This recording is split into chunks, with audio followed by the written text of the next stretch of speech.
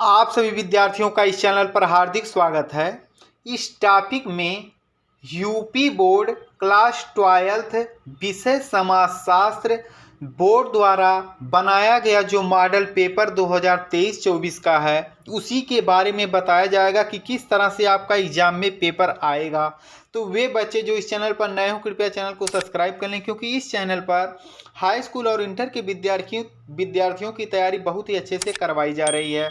तो आइए बिना रुके हम इसे देखते हैं। समय आप लोग जानते होंगे कि जो आपका समय है वह 3 घंटे 15 मिनट, पूर्णांक आपका 100 नंबर का है। निर्देश पढ़ लीजिएगा। प्रारंभ के 15 मिनट पर विद्यार्थियों को प्रश्न पत्र पढ़ने हेतु निर्धारित है, नोट्स पढ़ लीजिए। सभी प्रश्न अनिवार्य हैं। प्रश्नों के अंक के उनके सम्मुख अंकित है, कौन सा प्रश्न कितने नंबर का है उसी के सामने वह दिया गया है। प्रश्न संख्या 1 से 10 तक बहुविकल्पीय है। प्रश्न संख्या 11 से 20 तक अति लघु उत्तरीय, जिनका उत्तर आपको 25 शब्दों में देना है। प्रश्न संख्या 21 से 26 तक लघु उत्तरीय है, जिनका उत्तर आपको 50 शब्दों में लिखना है। प्रश्न संख्या 27 से 29 तक दीर्घ उत्तरीय है, जिनका उत्तर आपको 150 शब्दों में देना है। पहले दिशा निर्देश को आप अच्छे से पढ़ लेंगे, जिससे कि आपका कौन सा प्रश्न कितने शब्दों में लिखना है उसकी जानकारी आपको हो जाए। तो आइए हम बिना रुके इसे शुरू करते हैं। तो पहला जो आपका टॉपिक है वह है बहुविकल्पीय प्रश्न। तो पहला प्रश्न देखते हैं, निम्नांकित में कौन सी एक दशा भारत में जनसंख्या वृद्धि का कारण नहीं है। निम्नांकित में कौन सी एक दशा भारत में जनसंख्या वृद्धि का कारण नहीं है। तो निम्न जीवन स्तर, ये तो है। संयुक्त परिवार व्यवस्था, या बाल विवाह का प्रचलन, या स्थान परिवर्तन की प्रवृत्ति। तो इसका उत्तर होगा आपका ऑप्शन नंबर घ, स्थान परिवर्तन की प्रवृत्ति। अगला आपका प्रश्न है, परंपरागत भारतीय समाज में सामाजिक स्थिरीकरण का आधार क्या है। सामाजिक स्थिरीकरण का आधार क्या है। धन एवं संपत्ति, जाति, परिवार या धर्म।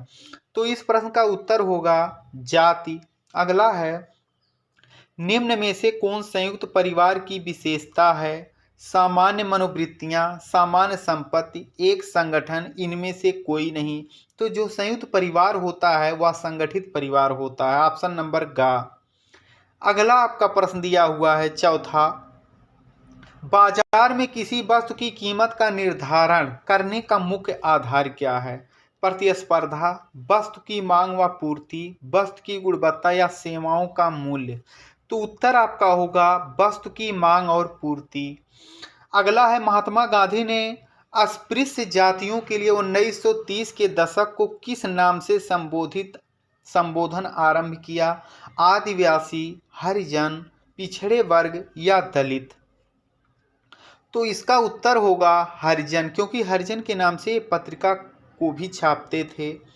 अगला है, भारत में 2011 की जनगणना के अनुसार लिंग अनुपात कितना था। 933, 940, 927 या 934। तो इसका तो सही उत्तर आपका होगा 943, जो 2011 में लिंग अनुपात था, लेकिन इस ऑप्शन में नहीं दिया गया, तो इसके जो नज़दीक होगा उसी को मानेंगे, यानी 940।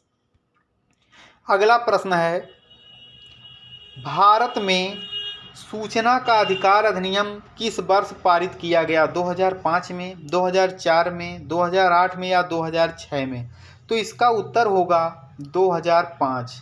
अगला प्रश्न है, निम्नांकित में से कौन परियोजना कार्य का चरण है। अध्ययन विषय का चुनाव, अध्ययन प्रविधियों का चुनाव, तथ्यों का संकलन या उपर्युक्त सभी। तो उत्तर आपका होगा उपर्युक्त सभी। अगला आपका प्रश्न है 9वां प्रश्न, उपनिवेशवाद किस सोच का प्रतिफल है। उपनिवेशवाद किस सोच का प्रतिफल है। मानवतावाद, समाजवाद, साम्राज्यवाद या अंतर्राष्ट्रीयता। तो इसका उत्तर होगा साम्राज्यवाद। अगला है, पंचायती राज व्यवस्था में कितने स्तर होते हैं। पंचायती राज व्यवस्था में कितने स्तर होते हैं। 2, 3, 4 या 5। तो जो पंचायती राज व्यवस्था होते हैं वह त्रिस्तरीय होते हैं, यानी ऑप्शन नंबर ख आपका होगा 3। अब हम इस टॉपिक में अति लघु उत्तरीय प्रश्नों को देखते हैं। आप लोग यहाँ देखिए, पहला प्रश्न है 11 से 20 तक दिया है। हरित क्रांति के 3 प्रभावों का उल्लेख। सभी प्रश्न वेरी इंपॉर्टेंट हैं। इसके सामने अंकित किया गया है कितने नंबर का है। औद्योगिक समाज की प्रमुख विशेषताएं क्या हैं? मास मीडिया क्या है? जनसंख्या विस्फोट का अर्थ बताइए।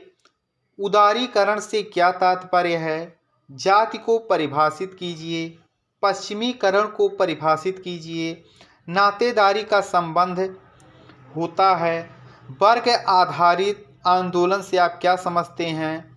जन्म दर से आप क्या समझते हैं? ये जो 10 प्रश्न हैं, यदि कोई भी प्रश्न आपको नहीं मिलता है तो आप ज़रूर कमेंट कीजिए कि यह प्रश्न हमको नहीं मिल रहा, तुरंत हम वीडियो बना के आपको प्रोवाइड करवाएंगे।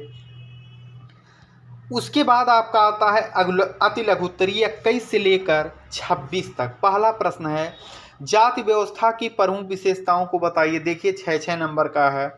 परियोजना कार्य के उद्देश्यों को स्पष्ट कीजिए। सामाजिक परिवर्तन तथा सामाजिक आंदोलन में अंतर क्या है? पंथ निरपेक्षता से आप क्या समझते हैं? दलित आंदोलन के प्रमुख उद्देश्य क्या हैं? पंचायती राज अधिनियम की मुख्य विशेषताएं क्या हैं? जो भी आपका प्रश्न दिया गया है कितने शब्दों में लिखना है, कितने नंबर का है, तो नंबर तो सामने दिया, लेकिन कितने शब्दों में लिखना है वह शुरू में आपको दिशा निर्देश कर दिया गया है।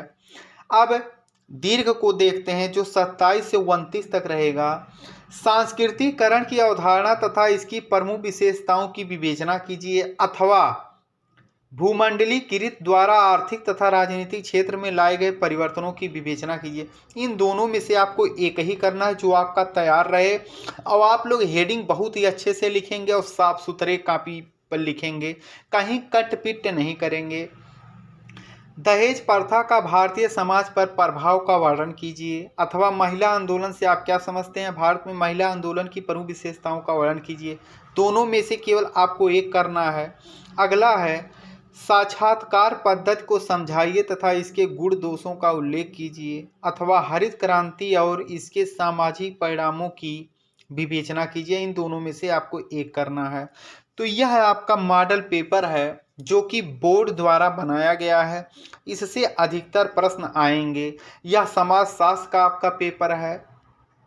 इसको अच्छे से आप लोग पढ़ लेंगे और सभी प्रश्नों को अच्छे से तैयार कर लेंगे, क्योंकि यह बोर्ड के द्वारा जारी किया गया। अधिकतर प्रश्न इससे मिलेंगे। और विकल्प भी आप लोग अच्छे से तैयार कर लीजिए। जितने भी आपके चैप्टर दिए गए हैं यहाँ आप लोग देख लीजिए, जो नोट्स होता है उसको अच्छे से पढ़ लेंगे और अधिक से अधिक लिखेंगे। कोई भी प्रश्न आप परीक्षा